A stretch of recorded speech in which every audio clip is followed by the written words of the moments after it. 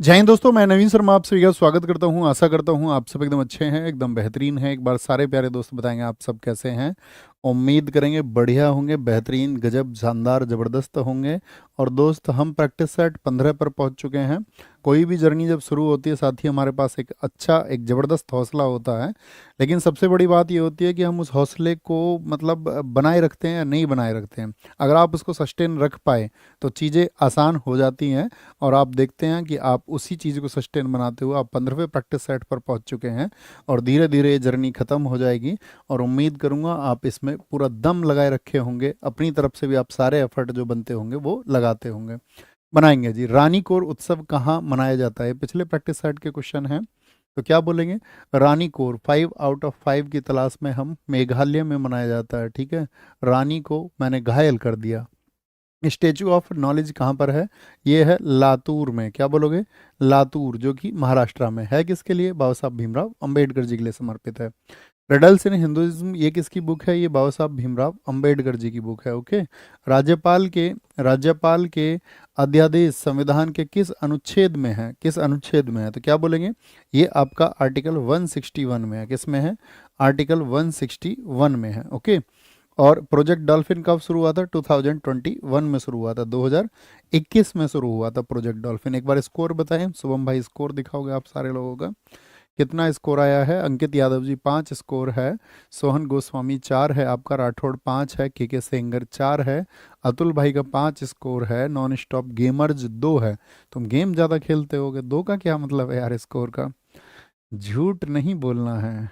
Mahesh 4 score है भाई, am back 5 score है, बहुत बढ़िया। सुल्तानपुर के सुल्तान 5 स्कोर है।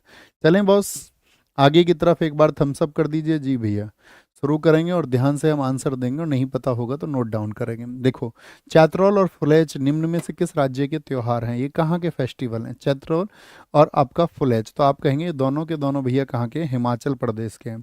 एक एक फेस्टिवल बताओ। हिमाचल प्रदेश का हल्दा है। हिमाचल आंचल के क्या लग रही थी? हल्दी लग रही थी। हाँ भैया, दोनों सज रही थी। साजो फेस्टिवल वहीं का है। दोनों नल पर वारी वारी से जाती थी।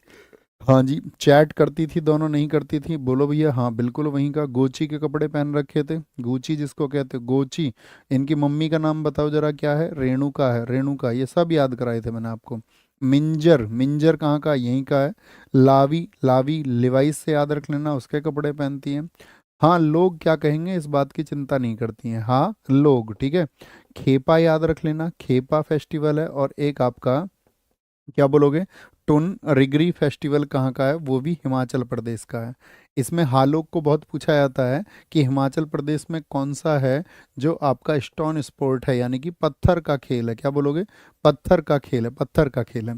जैसे चैत्रौल चित्रों का त्योहार है, और फलोच किसका त्योहार है? वो फूलों का त्योहार है। किसका है? वो फूलों का त्योहार है, फूलों का त्योहार है। बोलेंगे भैया? बोलेंगे जी फटाफट से। भैया एक बार राज्यपाल का अध्यादेश देख लीजिए, आपने गलत लिख दिया। क्या हो गया? देख लेते हैं एक बार और। राज्यपाल का अध्यादेश निम्नलिखित, सॉरी, आर्टिकल, राज्यपाल का अध्यादेश 161 में तो क्षमादान है ना, उसका क्या है? पार्डन पावर्स हैं। अध्यादेश ऑर्डिनेंस जो है वो उसका 123 में तो राष्ट्रपति का, और ये राज्यपाल का 213 में है। कहाँ पर है? 213 में। एक बार थम्स अप करके बताओ, एक बार थम्स अप करके बताओ भैया, हम इसको ठीक कर चुके हैं। एक बार थम्स अप करेंगे, हमने उसको क्षमादान पता नहीं कैसे इमेज कर लिया। कर लेंगे भैया, कर लिया। ओके ओके ओके, फिर ठीक है, बोलेंगे आगे। तो क्या बोलेंगे? गुजरात के कुछ फेस्टिवल हमको आप बताओ। गुजरात में एक तो साथी उत्तरायण मनता है, उत्तरायण। जब नॉर्थ इंडिया में क्या मनता है? 14 जनवरी को मकर संक्रांति मनता है। इंटरनेशनल पतंग मेला कहाँ पर लगता है? जो काइट फेस्टिवल है वो कहाँ का है? वो गुजरात का ही है, काइट फेस्टिवल। ठीक है। सामलाजी कहाँ पर है? सामलाजी एक साथी यहाँ पर आपका सामलाजी, सामलाजी हो गया गुजरात का। एक मनता है यहाँ पे चित्र विचित्र मेला। कौन सा? चित्र विचित्र मेला। कहाँ पर? गुजर गई रात यूं चित्र विचित्र देखते हुए। वठुआ, बैठे बैठे, वठुआ से याद रख लेना, ये कहाँ का है? ये भी गुजरात का है। वथुआ भी होता है, वोठा भी होता है, बोठे बोठे ऐसे याद रख लो, बैठे या वोठा। बोठा नहीं होता, वोठा होता, वोठा। ओके। उत्तराखंड के हम आपको बता चुके दोस्त। हरियाणा के बताओ। हरियाणा के कौन बताएगा हमको फेस्टिवल्स? हरियाणा के, तो हरियाणा के बोलेंगे पिंजौर फेस्टिवल है। पिंजौर हरियाणा के फरीदाबाद में लगता है आपका सूरजकुंड उत्सव। क्या बोलोगे? सूरजकुंड उत्सव लगता है आपका, सूरजकुंड उत्सव लगता है। और यहीं पर आपका साथी अगर बोले गुग्गा नामी लगता है, गुग्गा गुग्गा नामी फेस्टिवल लगता है। और हरतालिका फेस्टिवल, क्या बोलोगे? हरतालिका फेस्टिवल यहीं पर लगता है, Hartalika. Okay, Hartalika festival, Hartalika. Next आगे आएंगे। अच्छा, मैं आपसे कुछ फेस्टिवल पूछ लूं, जैसे खुआंगे, चलो इस क्वेश्चन को बाद में करते हैं, पहले हम आपसे कुछ फेस्टिवल पूछ लेते हैं, कुछ फेस्टिवल राज्य के हिसाब से, ठीक है? जैसे हम आपसे पूछे बिहार का फेस्टिवल, हम मुझे आप बताओ, बिहार का कोई एक फेस्टिवल बताओ, तो आप क्या बोलोगे? बिहार का भैया मुझे सामा चाकेवा याद है, सामा चाकेवा फेस्टिवल कहाँ का है? वो आपका बिहार का है। जीतिया फेस्टिवल कहाँ का है? जीतिया वो भी साथी आपका बिहार का है। सोनपुर पशु मेला कहाँ पर लगता है? सोनपुर पशु मेला, तो आप कहेंगे बिहार में ही। मधुश्रावणी मेला कहाँ पर लगता है? मधुश्रावणी ये भी भैया बिहार का है। कहाँ का है? बिहार का है, बिहार का। अगर मैं आपसे पूछ लूँ, मुझे बताओ छत्तीसगढ़ में, छत्तीसगढ़ में बताओ, छत्तीसगढ़ में साथी क्या क्या याद है आपको? तो क्या बोलोगे? मंडई में लगता है, मंडई। हाँ भैया मंडई लगता है, मंडई लगता है। एक आपका, एक हरेली लगता है यहाँ पे छत्तीसगढ़ में, हाँ जी हरेली। एक मैं आपको बता देता हरेला फेस्टिवल, मैंने कहा जब कभी भी पूछो तो तुम बताओगे, तुमने प्रॉमिस किया था। जी भैया बताएंगे, बताओ जी फटाफट। पंडवानी डांस है दोस्त, पंडवानी मेला नहीं है, हरेला हो गया आपका। मुझे बताओ छत्तीसगढ़ का जो साथी आपका, छत्तीसगढ़ का जो, सॉरी, छत्तीसगढ़ का जो प्रयागराज है वो किसको कहा जाता है? छत्तीसगढ़ का प्रयागराज किसको कहा जाता है? तो छत्तीसगढ़ का प्रयागराज है आपका राजिम कुंभ। कौन सा? राजिम कुंभ होता, राजिम कुंभ होगा, राजिम कुंभ होगा, ठीक है। पोला फेस्टिवल कहाँ का है? वो भी छत्तीसगढ़ का है। भोजली फेस्टिवल कहाँ का है? भोजली फेस्टिवल तो वो भी आपका छत्तीसगढ़ का है। हम आपसे पूछेंगे गोवा के फेस्टिवल बताओ। सबसे ज़्यादा चांस है एसएससी पहले वेटेज पर रखता है गोवा, जैसे एसएससी का चेयरमैन गोवा घूम के ज़्यादा जाता हो। डॉन ड्रम, क्या बोलोगे? बॉन ड्रम है यहाँ पर, गाने वाने गाते रहते हैं गोवा में सब लोग, नहीं आप कहेंगे हाँ जी सिग्मो। गोवा में 3 किंग्स ज़्यादा जाते हैं, 3 किंग्स। क्या बोलोगे? 3 किंग्स, 3 किंग्स ज़्यादा जाते हैं। हमेशा 3 दोस्तों की कहानी होती है वैसे गोवा घूमने की। गोवा जब तुम घूमो तो सांझ को घूमना। कब? सांझ को, क्योंकि धूप ज़्यादा पड़ती है, गर्म रेत हो जाता है, गर्म रेत हो जाएगा तो तुम्हारी स्किन काली पड़ जाएगी। चिक्कल कालो, क्या बोलोगे? चिक्कल कैसा पड़ जाएगा तुम्हारा? कालो। यहीं पे साथी आपका कीचड़ उत्सव भी मनता है। क्या बनता है? कीचड़। अगर धूप में जाओगे तो सनबर्न हो जाएगी स्किन, सनबर्न। क्या बोलोगे? सनबर्न। और फतोरपा, क्या बोलोगे? फतोरपा। फिर तेर पे आगे की बात सुन लो। तोरपा क्या बोलेंगे? ये कहाँ का है? ये गोवा का है। कहाँ का है? गोवा का है। आगे आएंगे नेक्स्ट। हुआंग किस राज्य का एक पारंपरिक संगीत वाद्य यंत्र है? क्या बोलेंगे? संगीत वाद्य यंत्र है। बहुत बढ़िया जी, संगीत वाद्य यंत्र है। कहाँ का? खुआ। क्या खुआ? बोलेंगे भी फटाफट से, तो मिजोरम का है। क्या बोलेंगे? मिजोरम का। मजे आ गए, उसने कुछ ऐसा खुआ दिया, ऐसे सोच लो कुछ खिला दिया उसने। झारखंड का आता है आपका सिंगा, सिंगा, सिंगा म्यूजिकल इंस्ट्रूमेंट है आपका। पश्चिम बंगाल का बहुत इंपॉर्टेंट है दो तारा। क्या बोलोगे? दो तारा और श्री खोल, श्री खोल। क्या बोलेंगे? बंगले, बंगले में 2 तरह के आदमी रहते हैं, 2 तरह के। कोई कैसा रहेगा? सीधा, कोई आपका एकदम गंभीर रहेगा। आज शाम का बताओ गोना। आज शाम को गाने गाएंगे और क्या लगाएंगे? पैप, पेपा, पैप लगा के, ऐसे पाइप होता है ना जूस का, उसको लगा के गाने आज शाम। मुझे बताओ पैना कहाँ का है? पैना मैंने आपको याद कराया खूब। पैनी क्या होती है? पैनी, शार्प पैने बोलते हैं किसको। और मणि भी कैसी होती है? डायमंड भी पैना होता है, नहीं होता? हाँ जी भैया, वो भी शार्प पेज वाला होता है। करताल बताओ कहाँ पर है? करताल, करताल कहाँ का म्यूजिकल इंस्ट्रूमेंट? राजस्थान का म्यूजिकल इंस्ट्रूमेंट, राजस्थान का। पोनु योक्सी बताओ। पोनु योक्सी को हमने याद किया था कि वो उसकी चौकसी रखती है। कौन? अरुण, अरुण की चौकसी रखती है कौन? आंचल, अरुणाचल होगा। एक तारा बताओ कहाँ का है? महाराष्ट्र में एक ही तारा है, छत्रपति शिवाजी महाराज। क्या बोलोगे? छत्रपति शिवाजी महाराज हैं। एक तारा महाराष्ट्र का, महाराष्ट्र का, ठीक है। ओना विल्लू बताओ कहाँ का है? ओना विल्लू, ओना विल्लू, ओना विल्लू, ओना विल्लू कहाँ का है? तो ओना विल्लू केरल का है, और केरल में ही चलता है आपका इडक्का। क्या? इडक्का। तो ये कभी भी शादी डांस के साथ भी पूछे जाए तो आपको पता होना चाहिए। और हम पूछे तंगमुरी कहाँ का है, बताओ तंगमुरी। तंगमुरी म्यूजिकल इंस्ट्रूमेंट कहाँ का है, तो वो है मेघालय का, मेघालय का। मशक कहाँ का है, मशक बताओ। मशक म्यूजिकल इंस्ट्रूमेंट कहाँ का है, तो मशक आप कहेंगे वो है उत्तराखंड में चलता है, यूपी में भी चलता है। उदुकई बताओ, उदुकई। उदुकई बहुत पूछा जाता है तमिलनाडु। और एक पूछा जाता है आपसे घुमोट, बहुत पूछा जाता है। और आपका सुसिरा बहुत पूछा जाता है। घुमोट कौन बताएगा, घुमोट। जो घुमोट बता दे वो कक्षा का किंग है। घुमोट, घूमने कहाँ जाते हैं सब, गोवा, क्या बोलोगे, गोवा। और सुसेरा कहाँ का है, सुसेरा, सुसरे ने सिक्के में कम पैसे दिए, क्या बोलोगे, सिक्किम का है। कहाँ का है, सिक्किम का, सिक्किम का है सुसेरा। कहाँ का है, सिक्किम का। गोवा, सारे लोगों का ठीक आंसर आया, लेकिन शुभम भाई अभी नहीं, अभी टॉपर घोषित नहीं कर सकते हैं, अभी उनको आने दो एक बार, ओके। क्या बोलेंगे, तेरी मिट्टी गीत निम्नलिखित में से किस फिल्म का है, तेरी मिट्टी गीत निम्नलिखित में से किस फिल्म का है। जय हो का, केसरी का है, सत्यमेव जयते या राजनीति का। आप कहोगे भैया ये केसरी मूवी का है तेरी मिट्टी। कौन है इसके लेखक बताओ, तेरी मिट्टी गीत को किसने लिखा है। इसके लेखक हैं मनोज मुंतशिर। कौन, मनोज मुंतशिर। और गाया किसने है, ये किसकी आवाज में सुना है आपने, तो इसके गायक आप मुझे बताएं। अगर मैं पूछूं इसके सिंगर कौन है, इसके गायक कौन है, तो आप बताओगे भैया वो प्रतीक बच्चन है। कौन, प्रतीक बच्चन। और प्रतीक बच्चन का ही क्या नाम है, बी प्राक। क्या बोलोगे, बी प्राक। ये प्रतीक बच्चन का ही नाम है, प्रतीक बच्चन का ही, ओके। अब हम आपसे कुछ क्वेश्चन पूछ लें। जय हो, जय हो के लिए क्या बता रखा है मैंने। जय हो मुझे बताओ किस गीत, किस मूवी में है जय हो सॉन्ग। तो जय हो है स्लम डॉग मिलेनियर में, इसी के साथ ही ऑस्कर मिले हैं। और तन्वी शाह को जो 2010 में मिला था आपका, 2010 में ग्रैमी अवार्ड, वो भी जय हो के लिए ही मिला है, जय हो के लिए, ओके। एक हम आपसे पूछेंगे कि मुझे बताओ संदेश से आते हैं, ये गीत सुना है सबने, संदेश से आते हैं, तो ये किसका लेखन किसने किया है, संदेश से आते हैं किसने गाया है। तो याद रख लेना जो इसके लेखक हैं, लेखक का नाम है जावेद अख्तर। क्या नाम है, जावेद अख्तर। और साथ ही इसको गाया, इसके जो गायक है, गायक संदेश से आते हैं के जो गायक हैं वो है सोनू निगम। कौन, सोनू निगम इसके गायक हैं, सोनू निगम इसके गायक हैं। एक क्वेश्चन गाना हम आपसे पूछेंगे, माँ तुझे सलाम, बताओ जी फटाफट से। माँ तुझे सलाम ये किसका है, तो ये ए आर रहमान। क्या बोलोगे, A R Rahman, A R Rahman का है। एक आपसे हम पूछेंगे, मुझे बताओ नन्ना मुन्ना राही हूँ, नन्ना मुन्ना मुन्ना राही हूँ ये किसका है।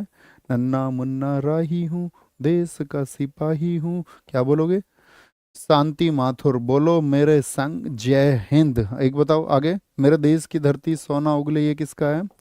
मेरे देश की धरती सोना उगले उगले हीरे मोती, मेरे देश की धरती सोना उगले, तो ये किसका, ये महेंद्र कपूर का है। किसका है, महेंद्र कपूर, महेंद्र कपूर।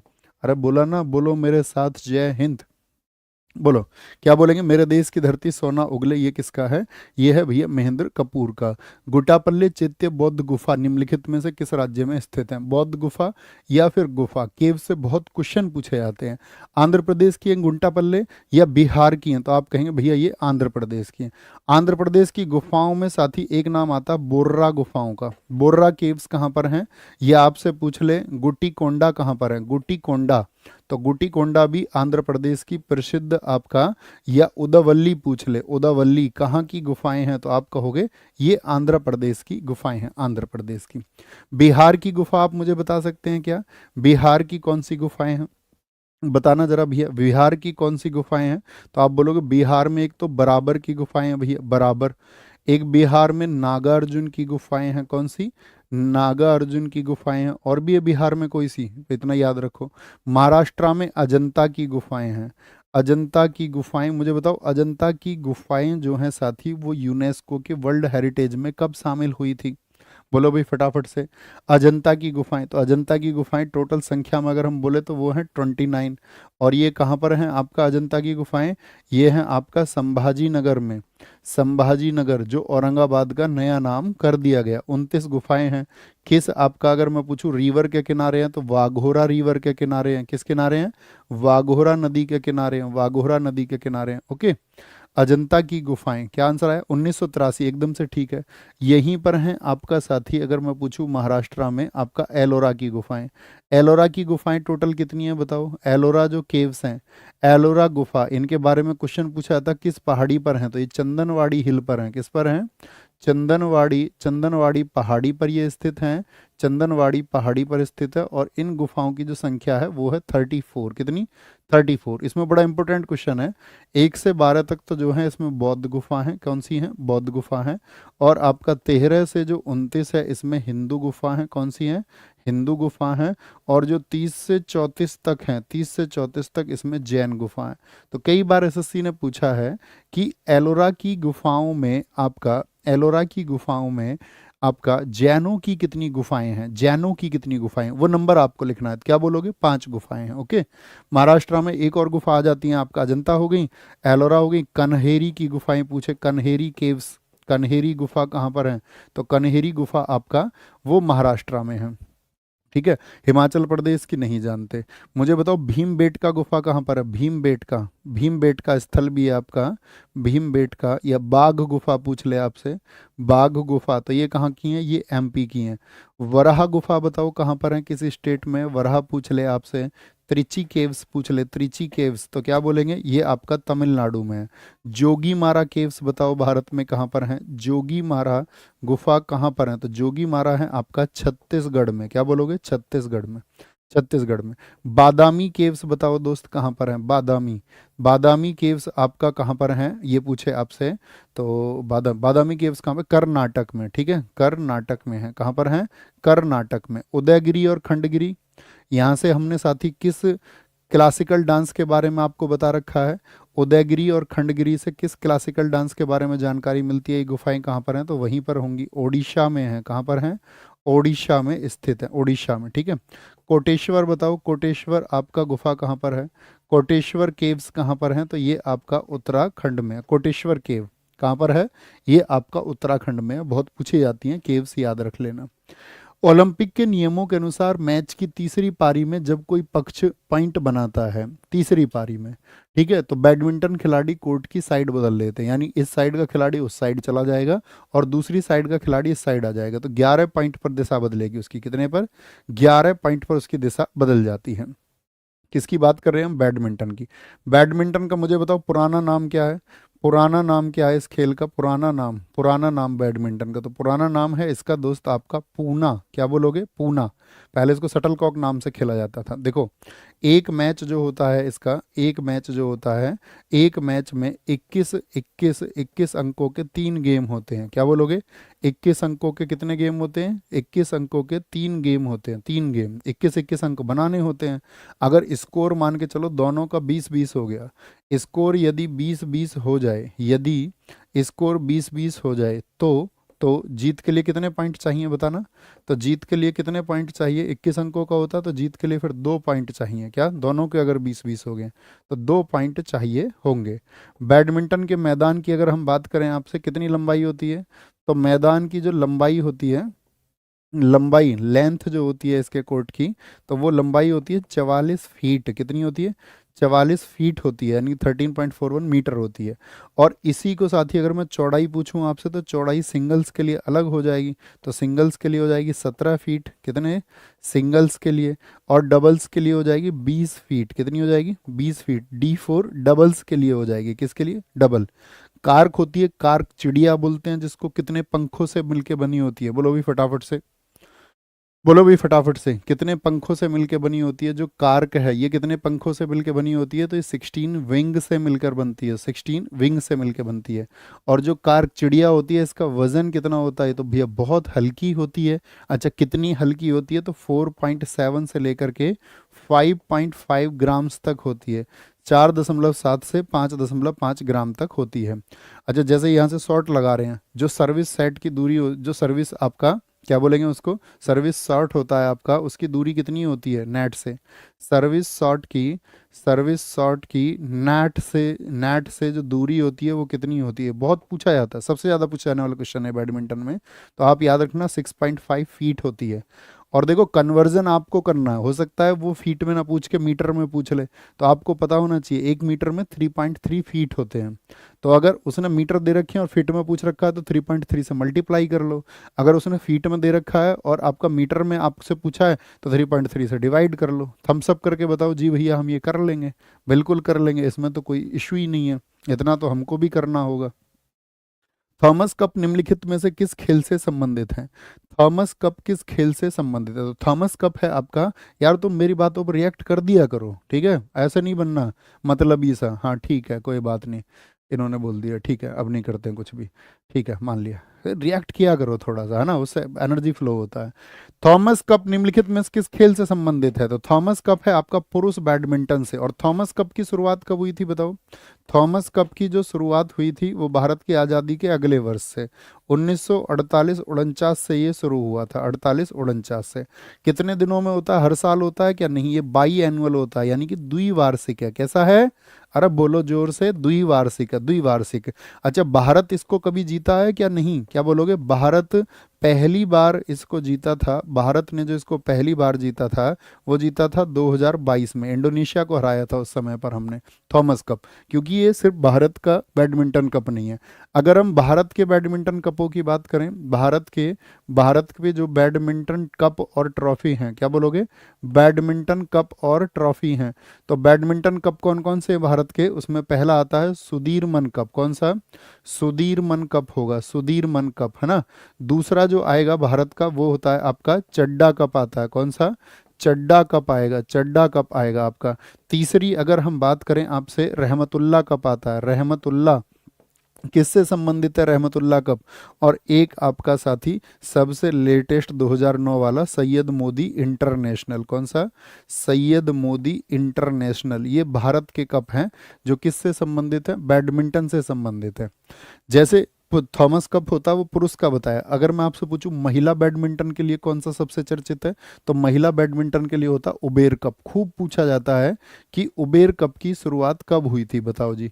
उबेर कप जो शुरू हुआ दोस्त, वो शुरू हुआ था 1956-57 में, 1956-57 में, ठीक है।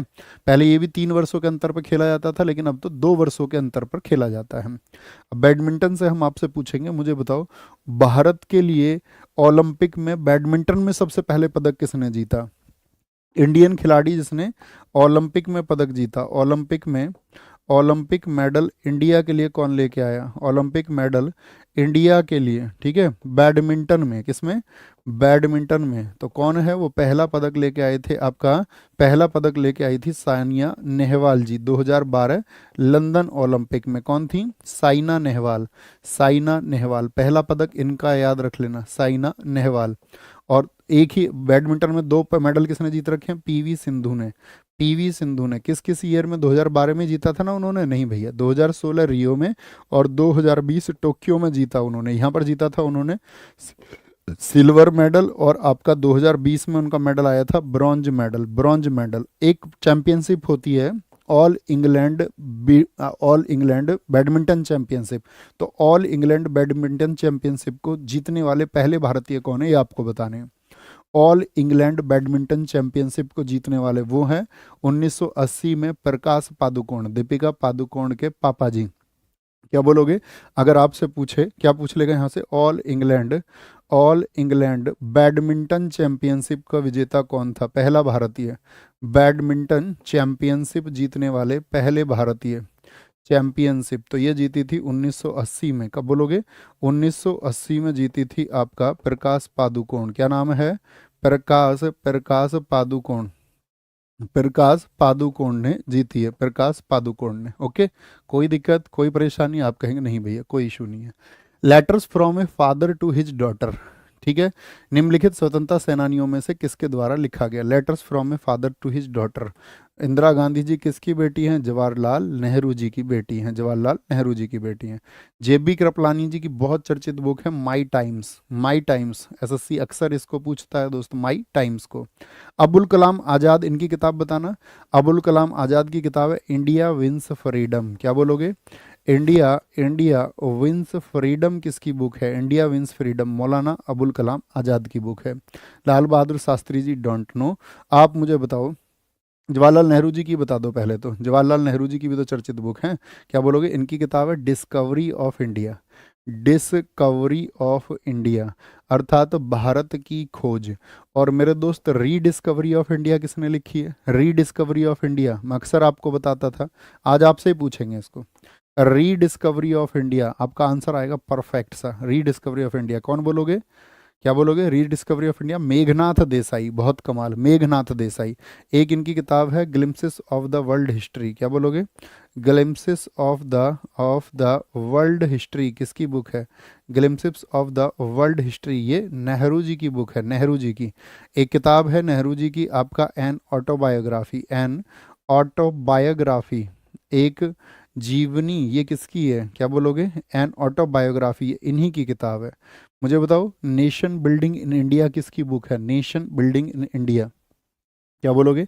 Nation building in India, nation building, nation building in India, बहुत जबरदस्त नेता थे इस देश के, तो क्या बोलेंगे? Nation building in India. ये जेपी की बुक है, जिन्होंने कांग्रेस को उखाड़ फेंका था, किसको? जेपी की बुक है, जेपी की। मुझे बताओ राम मनोहर लोहिया जी ने कौन सी किताब लिखी है? राम मनोहर लोहिया, जिन्होंने इस देश को समाजवादी व्यवस्था के बारे में बताया, क्या बोलेंगे?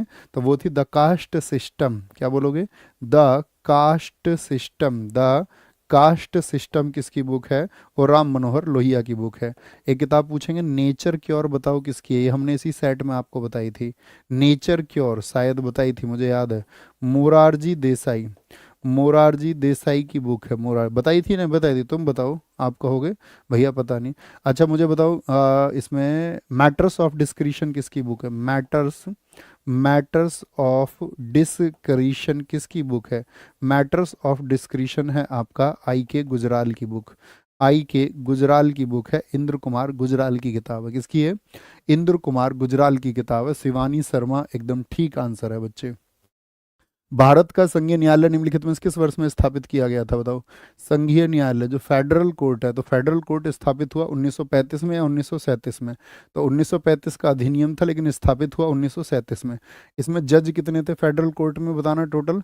तो इसमें जज थे आपका टोटल कितने जज थे? इसमें 7 जजेस थे। कितने? 1 + 6, इसका मतलब कितना? आपका टोटल 7 जजेस था इसमें। किससे हुआ था? भारत शासन अधिनियम से हुआ था। कहाँ बना था ये आपका फेडरल कोर्ट? तो याद रखना ये दिल्ली में बना था। कहाँ पर? ये दिल्ली में बना था। और इसके चीफ जस्टिस कौन बने थे? इसके जो मुख्य न्यायाधीश थे वो कौन बने थे? तो इसके चीफ जस्टिस बने थे आपका मॉरिस गोयर। कौन? मॉरिस गोयर बने थे, मॉरिस गोयर। अब मुझे बताओ, जैसे हम आपसे पूछें जो हमारा सर्वोच्च न्यायालय है या जो हमारी न्यायपालिका है, सर्वोच्च न्यायालय, सर्वोच्च न्यायालय वो संविधान के किस भाग में है? सुप्रीम कोर्ट संविधान के किस भाग में है? तो आप कहेंगे वो है आपका भाग 5 में। किसमें? भाग 5 में। आर्टिकल आर्टिकल 124 से लेकर के, 124 से शुरू होता है ना, आर्टिकल 124 से शुरू होकर के 147 तक है।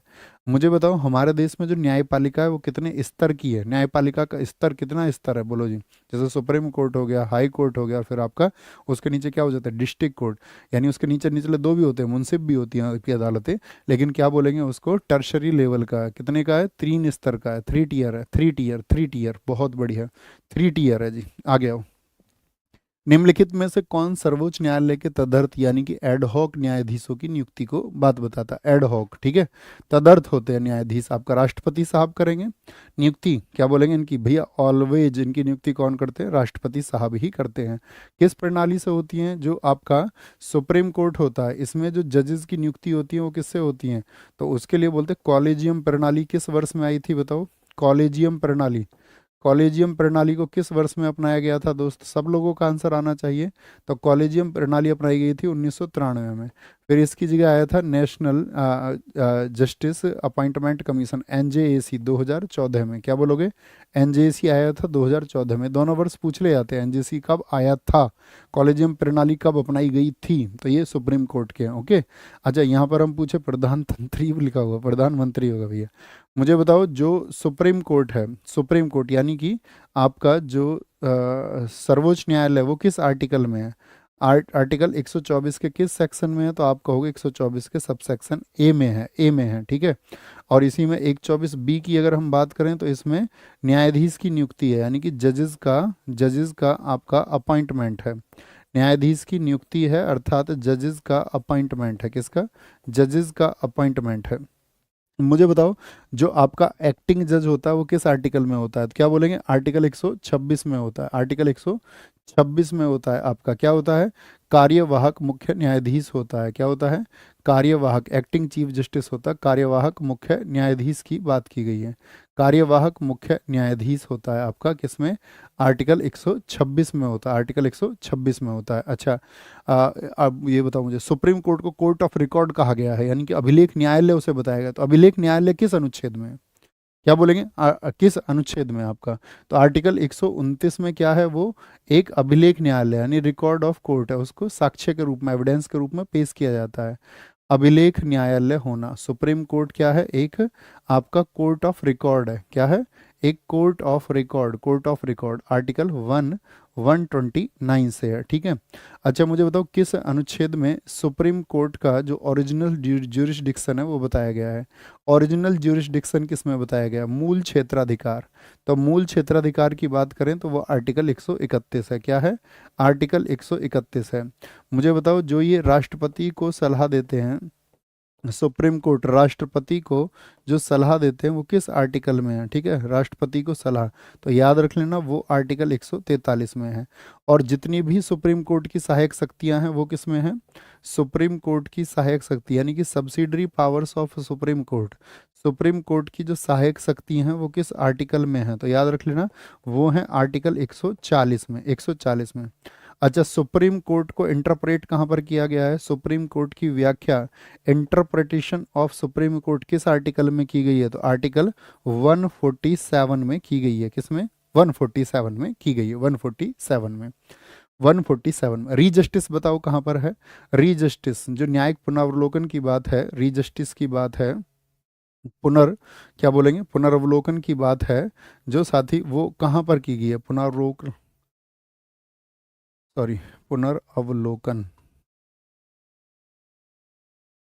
की बात कहाँ पर की गई है? तो ये आर्टिकल, क्या बोलोगे? रीजस्टिस की बात वो 37 में की गई है। आर्टिकल 137 में। कहाँ पर? 137 में। बहुत कमाल, बहुत ठीक आंसर आप सब लोगों के आए। उच्चतम न्यायालय मामलों की सुनवाई नई दिल्ली में करता है, परंतु भाई नई दिल्ली में तो है हमारा सुप्रीम कोर्ट। हाँ, आप कहेंगे हाँ जी, किस डेट को बनाया गया था बताओ जरा? तो क्या तारीख थी सुप्रीम कोर्ट की? तो आप कहेंगे भैया वो थी आपका 28, मतलब आपको ही बताना, 28 मार्च 1950 को, 28 जनवरी 1950 को पहली बैठक हुई थी। बना तो 26 जनवरी को ही, परंतु किसी अन्य स्थान पर भी सुनवाई कर सकता है, उसके लिए राष्ट्रपति का अनुमोदन होना चाहिए। क्या बोलेंगे? विद अप्रूवल ऑफ प्रेसिडेंट होगा। ठीक है। जैसे इसमें पूछा जाता है आपका आर्टिकल 139 जो है, आर्टिकल 139 है, ये ट्रांसफर के लिए ही बताता है, यानी कि कुछ मामलों का स्थानांतरण हो सकता है, कुछ मामलों का स्थानांतरण, ट्रांसफर ऑफ सर्टेन मैटर्स, स्थानांतरण हो सकता है। थम्स अप करें जी भैया। ठीक है। और यानी कि एक आर्टिकल 138 भी है। आर्टिकल 138 क्या कहता है? वो कहता है जो सुप्रीम कोर्ट का क्षेत्राधिकार है उसका विस्तार की बात करता है, यानी कि जो उसका ज्यूरिसडिक्शन है उसके एक्सपेंशन की बात करता है। Expansion of the jurisdiction of supreme court, क्षेत्राधिकार का विस्तार, यानी नई दिल्ली से बाहर भी उसको, क्या बोलेंगे? नई दिल्ली से बाहर भी उसको, यानी कि कहीं और पर भी उसकी सुनवाई हो सकती है। तो किसके अनुमोदन से होगी? राष्ट्रपति के अनुमोदन से होगी। निम्नलिखित कथनों पर विचार करके बताइए इनमें से कौन सा एक सही है। सर्वोच्च न्यायालय केवल मूल क्षेत्राधिकार रखता है, जो सही है। यह केवल मूल और अपीलीय क्षेत्राधिकार रखता है। यह केवल परामर्श संबंधी और अपीलीय क्षेत्राधिकार रखता है। यह मूल, अपीलीय और परामर्श तीनों तरह के रखता है। मूल भी रखता है, अपीलीय भी। ठीक है, मूल भी, अपीलीय भी। ठीक है। जैसे अगर हम आपसे पूछें संवैधानिक मामलों में अपीलीय अधिकार है इसके पास में, आप कहोगे बड़ा इंपॉर्टेंट है। संवैधानिक मामलों में अपील, संवैधानिक मामलों में अपील, यानी कि अपील इन कॉन्स्टिट्यूशनल अफेयर्स, ये बात इसके पास है। आप कहेंगे हाँ जी, आर्टिकल 132 में यही बात बताई गई है। आपराधिक मामलों में अपील कर सकता है या नहीं? क्या बोलोगे? अपील इन क्रिमिनल मैटर्स, आपराधिक मामलों में, आपराधिक मामलों में अपील कर सकता है या नहीं? तो वो भी आर्टिकल 134 में, 134 में। दीवानी में भी कर सकता है। देखो, संवैधानिक 132 में, दीवानी 133 में, आपराधिक आपका 134 में होता है, 134 में होता है। निम्नलिखित में से किसने गांधी इरविन समझौते महात्मा गांधी के लाभ को सांत्वना पुरस्कार कहा था? कौन व्यक्ति है जिसने इसको कहा आपका कॉन्सोलेशन प्राइज? सुभाष चंद्र बोस थे, एलन कैम्पबेल जॉनसन थे, या बीजी हार्मिन थे, या सरोजनी नायडू ने कहा था? तो एलन कैम्पबेल जॉनसन ने कहा था। ठीक है, यूएसए के एक पत्रकार थे आपका, कौन थे? यूएसए के एक पत्रकार थे, इन्होंने कहा था, यूएसए के एक पत्रकार थे। पहले क्वेश्चन है गांधी इरविन समझौता किस डेट को हुआ था, किस तारीख को हुआ था गांधी इरविन समझौता? तो गांधी इरविन समझौता हुआ था 5 मार्च 1931 को। क्या बोलेंगे? 5 मार्च 1931 को। ठीक है, और यहीं पर आपका, क्योंकि आपको पता ही है 23 मार्च 1931 को क्या हुई थी? फांसी हुई थी आपका शहीद भगत सिंह, राजगुरु और सुखदेव को। तो यहीं पर इसी इसी डेट की वजह से कहा जाता है कि यहाँ पर रोकने का प्रयास नहीं किया गया। इस समझौते को हम दिल्ली समझौते के नाम से भी जानते हैं। दिल्ली समझौता, या फिर कहीं पर दिल्ली पैक्ट लिखा मिले तो यही बात समझना, या दिल्ली समझौता या फिर आपका पैक्ट लिखा मिले।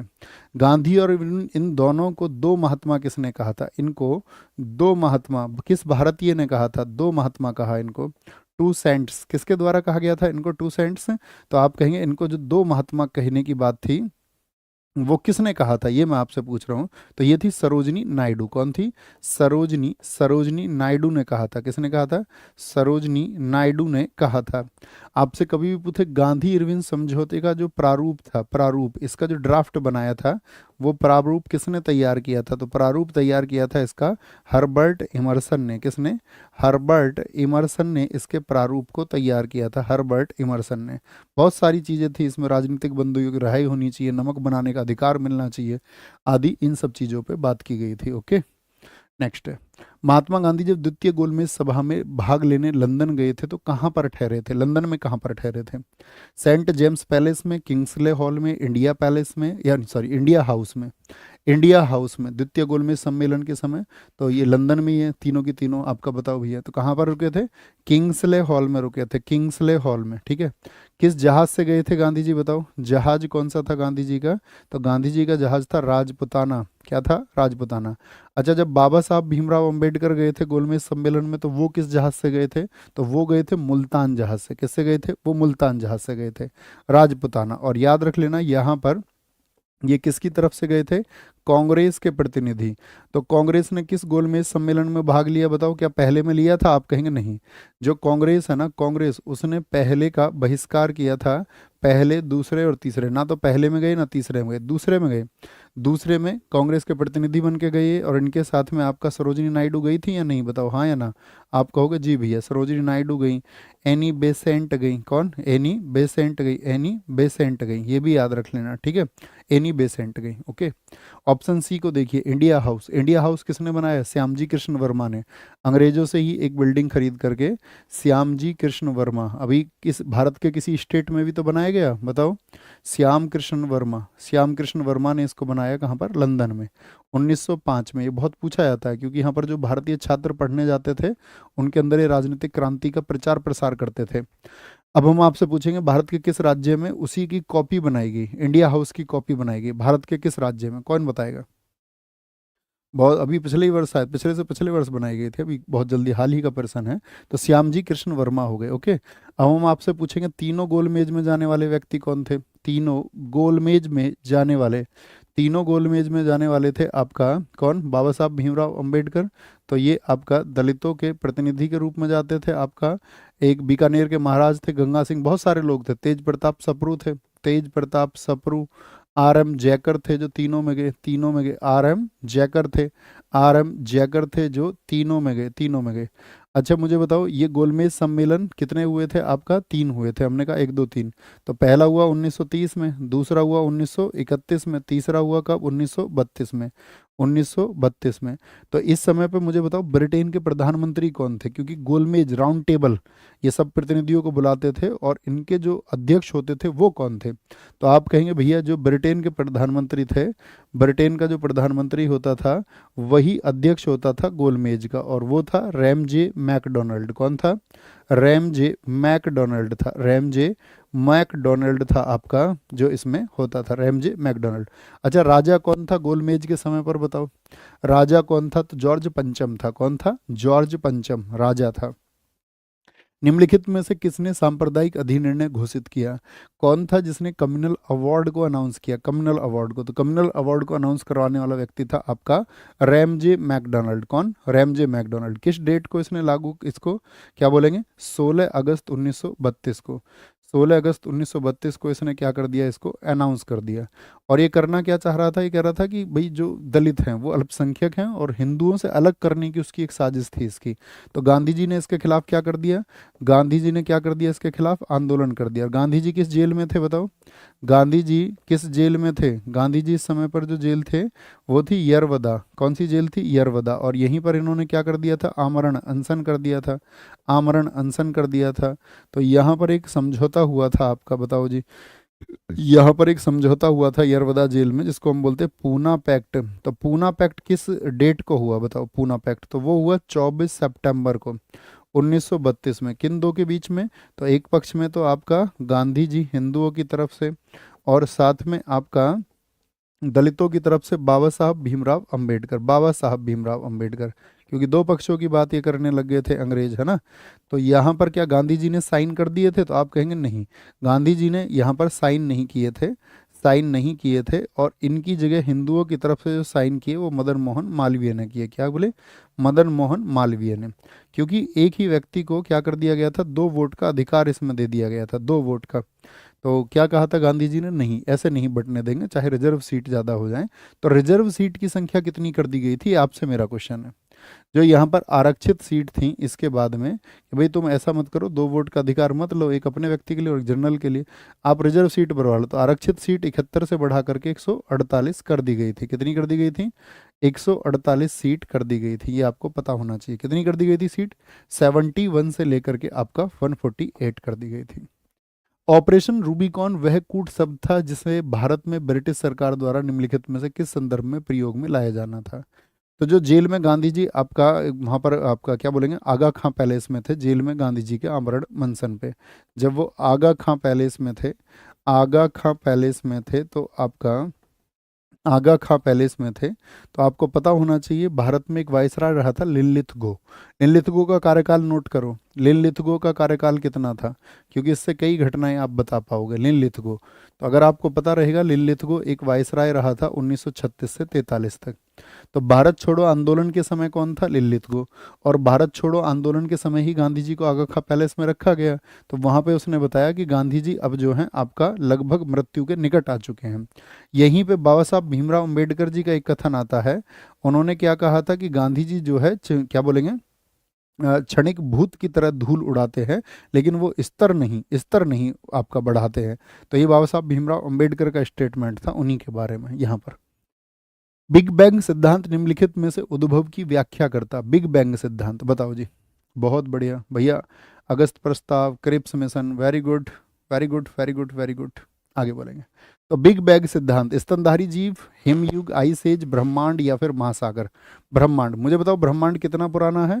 तो ब्रह्मांड है आपका, याद रखना, 13.8 बिलियन ईयर्स एगो का है। बिलियन ईयर्स एगो, क्या बोलेंगे? बिलियन ईयर्स एगो, 14 खरब वर्ष पूर्व का है, 14 खरब वर्ष पूर्व का है। और ये जो बिग बैंग सिद्धांत दिया था, ये किसने दिया था? ये बोलेंगे आपका, इसका जो प्रतिपादन हुआ, या गिवन बाई जॉर्ज लेमेंतेयर। क्या बोलोगे? जॉर्ज लेमेंतेयर, लेमेंतेयर के द्वारा ये दिया गया, जॉर्ज लेमेंतेयर के द्वारा। मुझे कभी पूछे बिग बैंग सिद्धांत को जो साथी आपका इलस्ट्रेट किया, यानी कि इसका इलस्ट्रेशन, व्याख्या किसने दी थी? तो व्याख्या दी थी इसकी वैगनर ने, रॉबर्ट वैगनर ने 1967 में, 1967 में। आपसे कभी भी पूछे बिग बैंग सिद्धांत को पुष्टि किसने दी थी? तो पुष्टि दी इसको नासा ने 2001 में। नासा ने 2001 में इसको नासा आपको जानकारी दी थी। मुझे बताओ, एक ब्लैक होल जानते हैं? ब्लैक होल के बारे में किस भारतीय ने जानकारी दी? ब्लैक होल से जुड़े भारतीय कौन थे? कौन से भारतीय हैं जो ब्लैक होल, कृष्ण छिद्र से जुड़े रहे? तो उनका नाम है एस चंद्रशेखर। एस चंद्रशेखर ने चंद्रशेखर सीमा भी दी थी ज्योग्राफी में तारों के लिए। क्या कहा था उन्होंने? कि वे तारे जो सूर्य के द्रव्यमान का 1.44 गुना है, वो क्या बन जाते हैं? वाइट ड्वार्फ स्टार बन जाते हैं, श्वेत वामन तारे बन जाते हैं। क्या बन जाते हैं?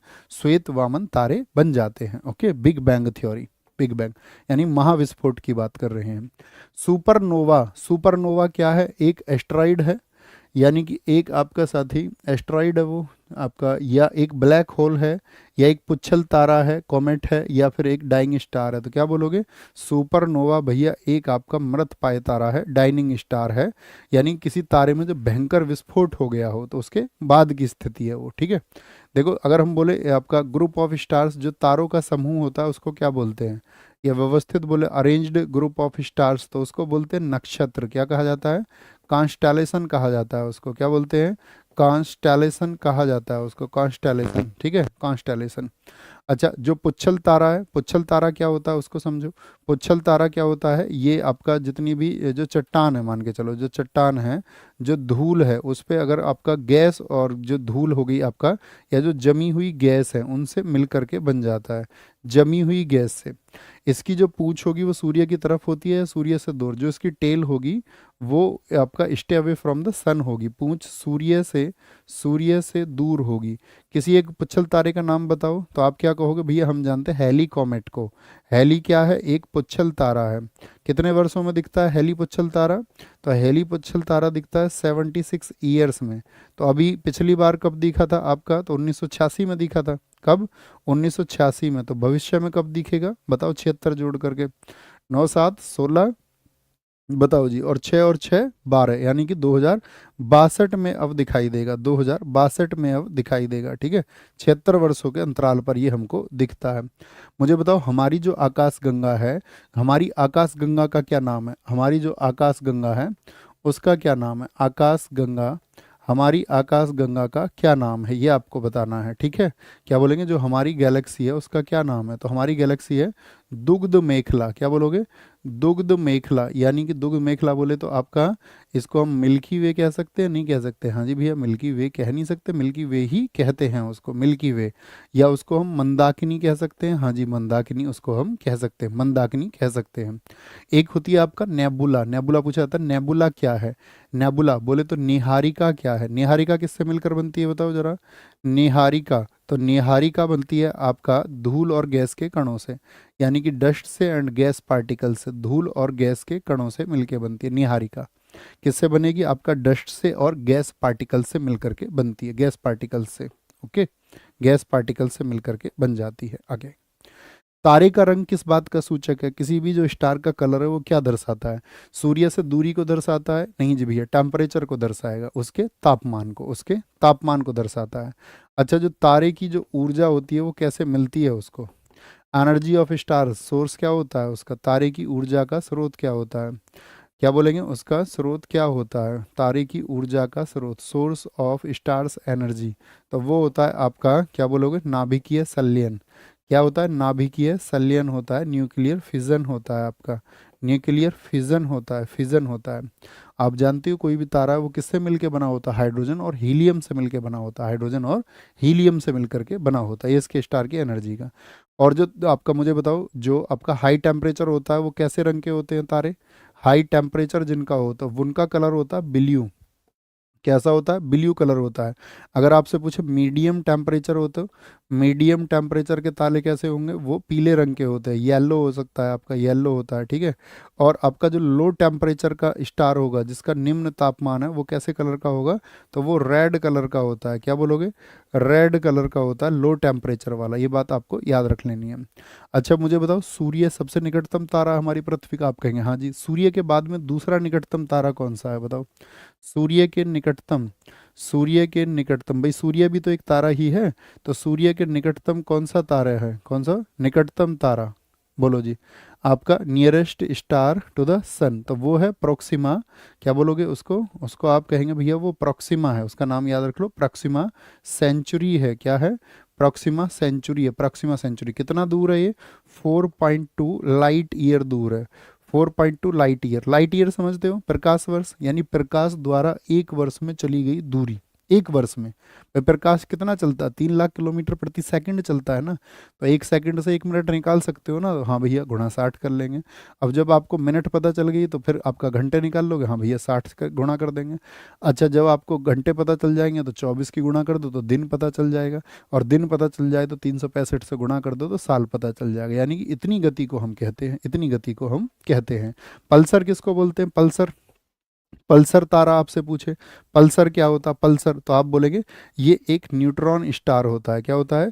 एक न्यूट्रॉन स्टार होता है, neutron star, Pulsar. Pulsar neutron star होते हैं, बाइक नहीं पल्सर, अभी वो सोच लो, अपाची गैंग वाली। सूर्य की परिक्रमा में कौन सा ग्रह सर्वाधिक समय लेता है? सूर्य की परिक्रमा में, ठीक है, बोलो भी फटाफट से। सूर्य की परिक्रमा में कौन सा ग्रह सर्वाधिक समय लेता है? यूरेनस, बृहस्पति, वरुण या फिर प्लूटो? तो सबसे ज्यादा दूर कौन सा है आपका? नेपच्यून है। क्या है? नेपच्यून सबसे ज्यादा समय लेता है। क्या बोलोगे? सबसे ज्यादा समय। सबसे ज्यादा समय अगर बोले तो 164 वर्ष ले जाता है, 164 आपका 8 पार्थिव वर्ष ले जाता है, पार्थिव वर्ष ले लीजिए, ठीक है, पार्थिव वर्ष ले जाता है। सबसे ज्यादा दूर भी यही है, सबसे दूर भी यही है। कितने ग्रह हैं टोटल हमारे, बताना? सबसे दूर भी यही है। सबसे कम टाइम कौन लेता है? सबसे कम समय, सबसे कम जो साथी परिक्रमा में समय लेगा, ठीक है, रिवॉल्व होने में कितना टाइम लेता है, तो वो है बुध अर्थात मरकरी। कितने दिन में? 88 डेज में चक्कर लगा लेता है, 88 डेज में चक्कर लगा लेता है ना। अगर हम आपसे पूछें ये आपका सूर्य है, क्या है? ये आपका सूर्य है, तो क्या क्वेश्चन पूछता है यहाँ सबसे ज़्यादा? अब वो पूछने बंद हो गए कि भैया बहन वहन कौन है, पूछ ले तो सब करके आएंगे। पहला ग्रह का नाम बताओ, आप नाम बताओ इनके सबके। क्या बोलेंगे? इनके सबके नाम बताओ आप मुझे फटाफट से, सबके नाम बताओगे, ठीक है, क्या क्या नाम है इन सबके, बताओ जी भैया। तो आप क्या बोलेंगे? इसका नाम है आपका, क्या बोलते हैं उसको? बुश नाम का आदमी था, कहाँ रहता था? बुश नाम का आदमी पृथ्वी पर रहता था। 3 दिन वो बाल नहीं कटवाता था अंधविश्वास के चलते। मंगल, बृहस्पतिवार और शनिवार। और 2 बेटे उसके, अरुण और वरुण। क्या? अरुण और वरुण।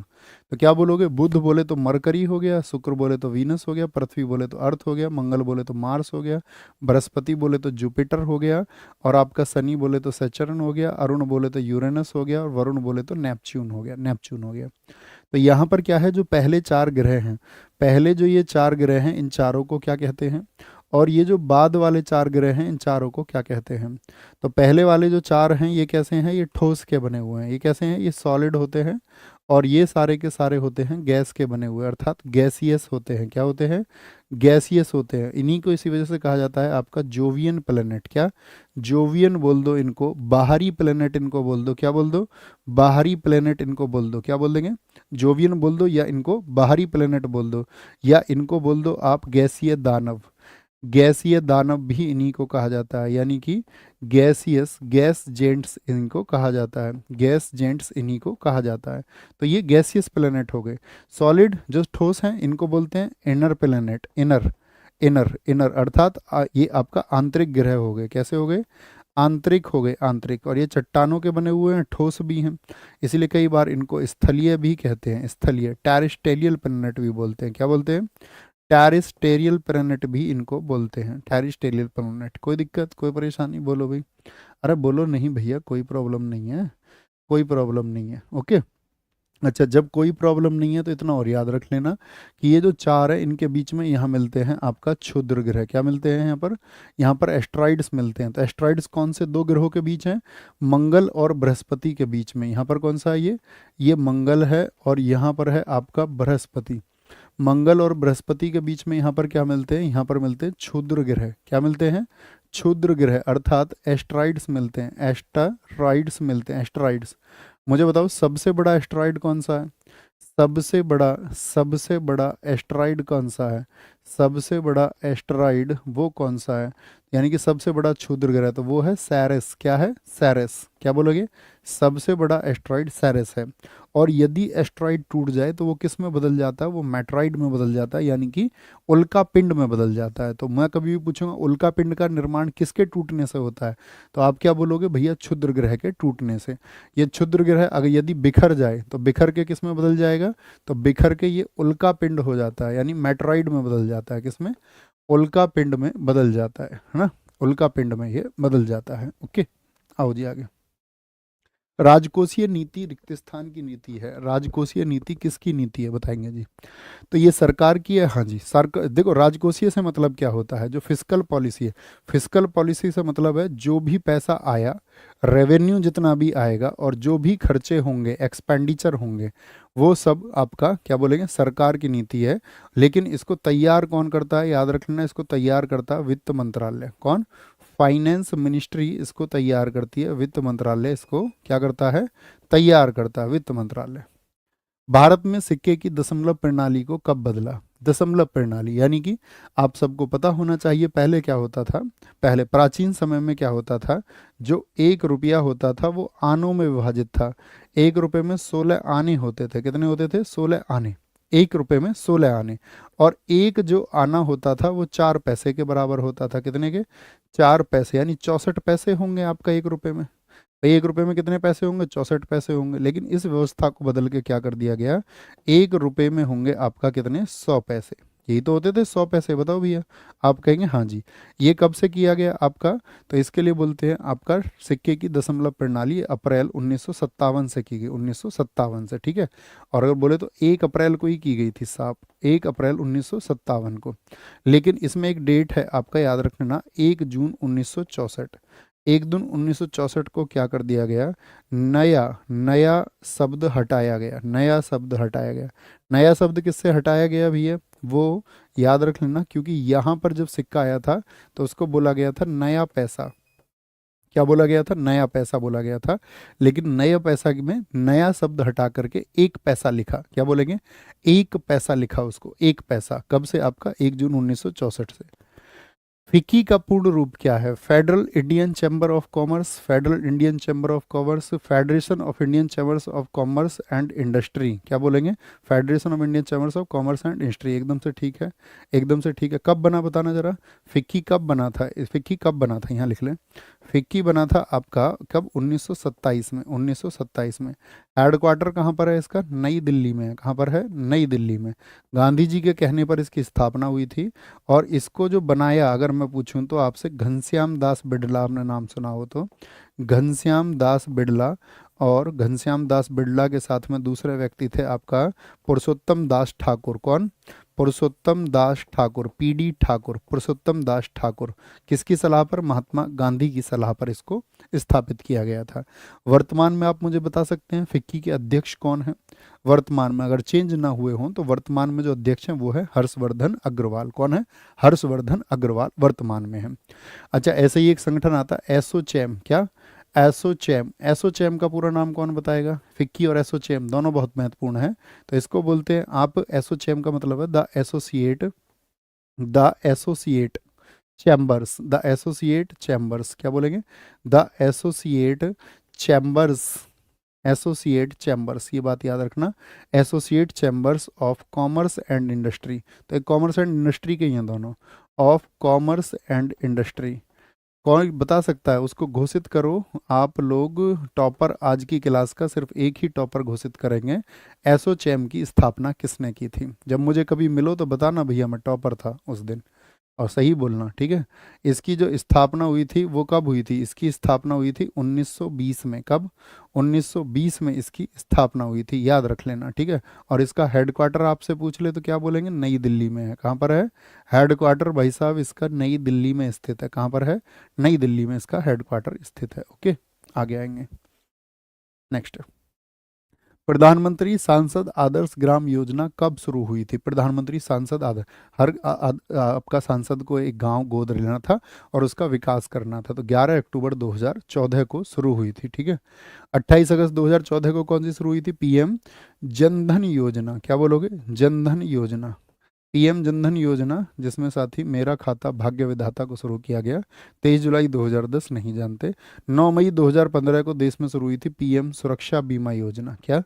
पीएम सुरक्षा सुरक्षा बीमा योजना। पीएम सुरक्षा बीमा योजना शुरू हुई थी 9 मई 2015 को। पीएम ग्राम सड़क योजना कब शुरू हुई थी बताओ?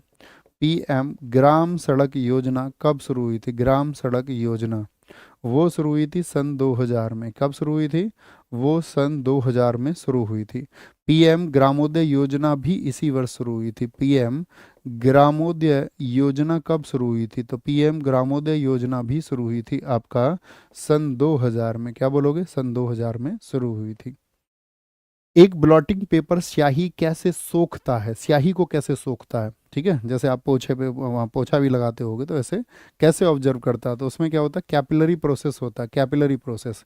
अगर आप पानी भरोगे और उसमें एक नली छोड़ दोगे, तो जैसे मान के चलो पानी का तो आपका क्या बोलोगे, पानी का तो यहाँ तक है आपका जो स्तर है, तो पानी नली में ऊपर रहेगा या नीचे, बताओ फटाफट से, तो क्या कहोगे, यहाँ से थोड़ा बढ़ता हुआ रहेगा, इस जल स्तर से थोड़ा बढ़ता हुआ रहेगा।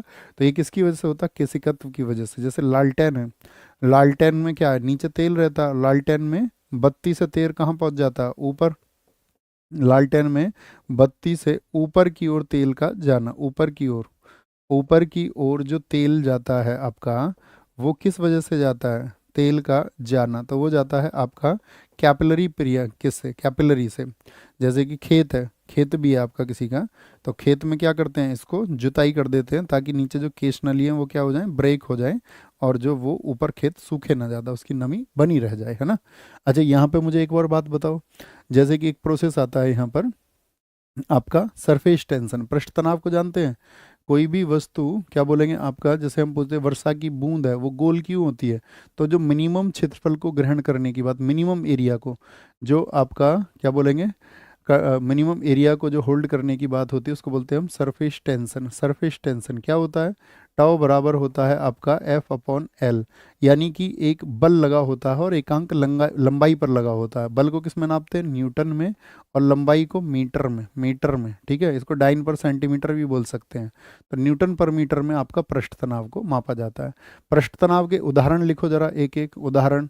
उदाहरण क्या बोलोगे, सबसे इंपॉर्टेंट तो ये है, जो आपका वर्षा की बूंद है, वर्षा की बूंद है वो क्या हो जाती है, वर्षा की बूंद हो जाती है आपका गोलाकार, क्या हो जाती है, गोलाकार हो जाती है। अच्छा भाई साहब, ठीक है। दूसरी चीज क्या है वर्षा की बूंद के अलावा, क्या बोलोगे, वर्षा की बूंद के अलावा दूसरी चीज आपको, जो गर्म सूप है वो स्वाद लगता है, गर्म सूप कैसा लगता है, हॉट सूप वो कैसा लगता है, टेस्टी लगता है, स्वादिष्ट लगता है, क्योंकि वो क्षेत्रफल को धारण करता है, आपका गर्म सूप हो गया आपका। अच्छा मुझे बताओ, जो पृष्ठ तनाव है इसमें अगर यदि मैं टेम्परेचर बढ़ा दूं तो क्या चेंज आएगा, टेम्परेचर को यदि बढ़ा दिया जाए तो सरफेस टेंशन क्या होता है, घट जाता है, क्योंकि टेम्परेचर बढ़ेगा तो काइनेटिक एनर्जी बढ़ जाएगी, और इसके बीच में जो इंटर मॉलिक्यूल फोर्स होता है, जो अंतराणविक बल होता है वो कम हो जाता है।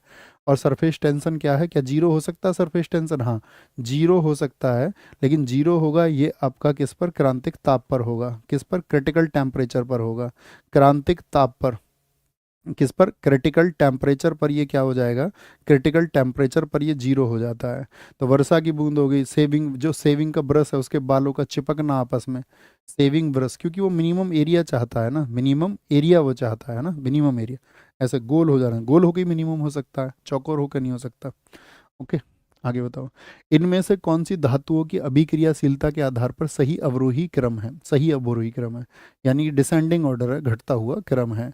एल्यूमिनियम, कॉपर, कैल्शियम, नहीं भैया, एल्यूमिनियम नहीं, पहला आएगा आपका कैल्शियम, कैल्शियम को पहले ले लो, कैल्शियम को पहले ले लो, फिर एल्यूमिनियम को, फिर कॉपर को। कैल्शियम, एल्यूमिनियम, कॉपर, और फिर आपका क्या बोलेंगे, Hg अर्थात पारा हो जाएगा। लेकिन मैं अगर पूछूं आपसे, सबसे ज़्यादा अभिक्रियाशील किस, सबसे ज़्यादा जो साथी रिएक्टिविटी होती है, सबसे ज़्यादा अभिक्रियाशील धातु कौन सी होती है, बताना ज़रा, सबसे ज़्यादा अभिक्रियाशील धातु कौन सी होती है, सबसे ज़्यादा जो रिएक्टिव रिएक्टिव मेटल होता है वो क्या होता है, वो Cs होता है, सीजियम होता है, क्या होता है, सीजियम होता है, सीजियम होता है। आवर्त सारणी पढ़ रखी है आप सब लोगों ने, आप सब लोगों ने मुझे ये बताओ फटाफट से, पीरियोडिक टेबल पढ़ रखी है, तो पीरियोडिक टेबल किसने दी थी बताओ सबसे पहले, आवर्त सारणी, पीरियोडिक टेबल की अगर हम बात करें तो आवर्त सारणी को पेश किया सबसे पहले किसने, दमित्री मेंडलीफ ने, किसने, मेंडलीफ ने किस ईयर में मेंडलीफ ने अपनी आवर्त सारणी प्रस्तुत की थी, ईयर बताओ उसका, ईयर। तो मेंडलीफ ने जो परमाणु सारणी अपनी प्रस्तुत की वो प्रस्तुत की थी 1869 में, और इसका जो आधार था वो क्या था, इसका आधार था परमाणु भार, एटॉमिक मास को, किसको, एटॉमिक मास, परमाणु भार अर्थात एटॉमिक मास पर ये बल देता था।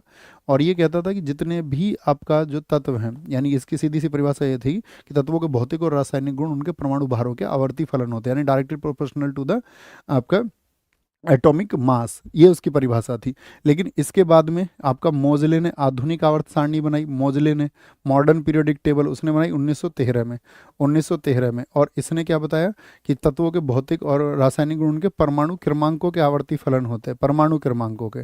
मुझे आज भी याद है, मैं जब एक बार एएलपी पेपर देने गया था आपका, एएलपी एनटीपीसी वाला है ना, 2015 वाले का जो है, तो उसमें यही परिभाषा पूछी गई थी मोजले की, मोजले की, कि तत्वों के भौतिक और रासायनिक गुण उनके परमाणु क्रमांकों के आवर्ती फलन होते हैं। ये किसने कहा था? तो ये मोजले ने कहा था। किसने? तो मोजले ने अपनी कब दी परमाणु आपका वो पीरियोडिक टेबल 1913 में दी थी। अब मुझे बताओ मेंडलीफ ने जो अपनी टेबल दी थी, ये पीरियोडिक टेबल, इसमें कितने एलिमेंट्स उसने बताए थे?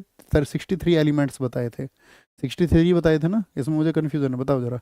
इसमें 63 तत्व उसने बताए थे। क्या मैं सही हूँ? यस और नो, यस और नो, यस और नो, बोलो भी फटाफट से, यस और नो। जी हाँ, 63 ही बताए थे। ओके, तो ये आपको पता होना चाहिए। अब देखो इसमें सबसे इंपॉर्टेंट कैसे, जैसे कि अभी क्रियाशीलता है, एक क्वेश्चन पूछा था परमाणु त्रिज्या वाला, सबसे इंपॉर्टेंट है परमाणु त्रिज्या, यानी कि एटॉमिक रेडियस। जो एटॉमिक रेडियस है, एटॉमिक रेडियस है वो क्या होगा? देखो तत्व में क्या होता है, जैसे चलते हैं तो क्या होता है? आवर्त बोलते हैं इसको, क्या बोलते हैं?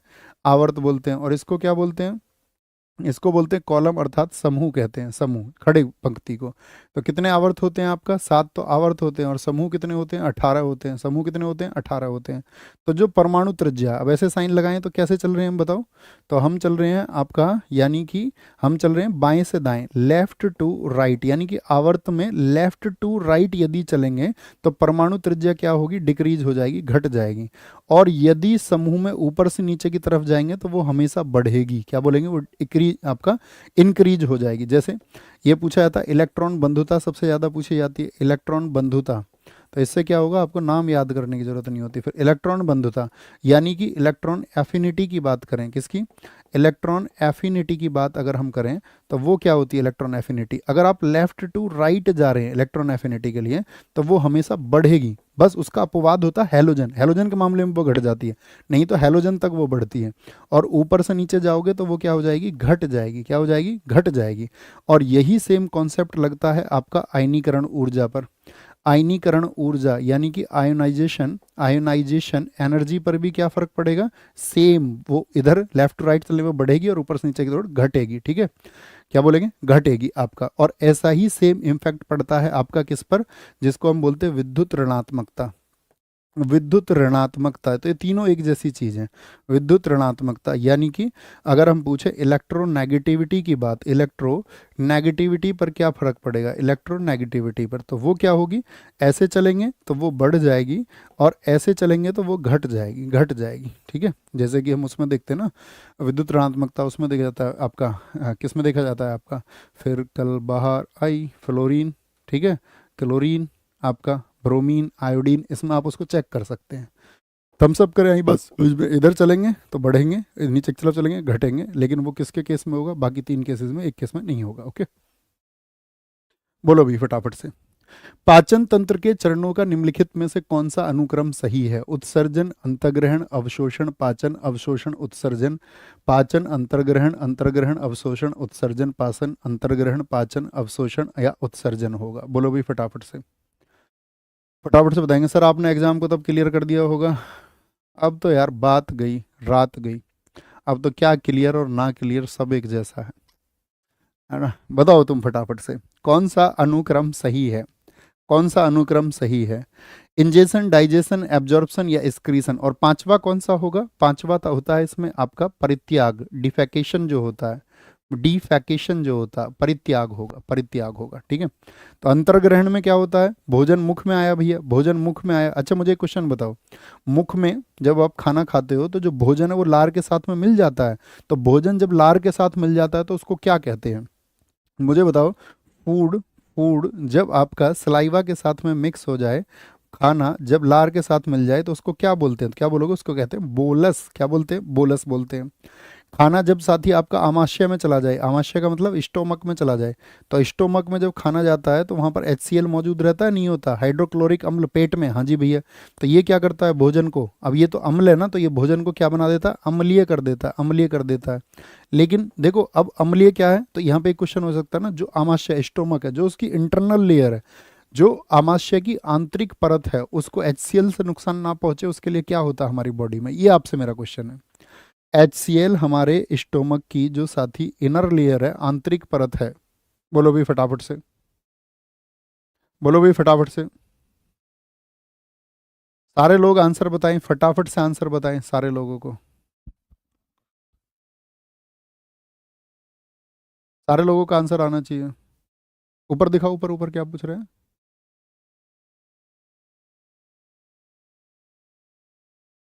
अरे यार, बोलो भी फटाफट से, क्या बोलेंगे। अम्लीय, अम्लीय भैया यहाँ पढ़ने आया करो, बस किसी तरह की पॉलिटिक्स करने मत आया करो।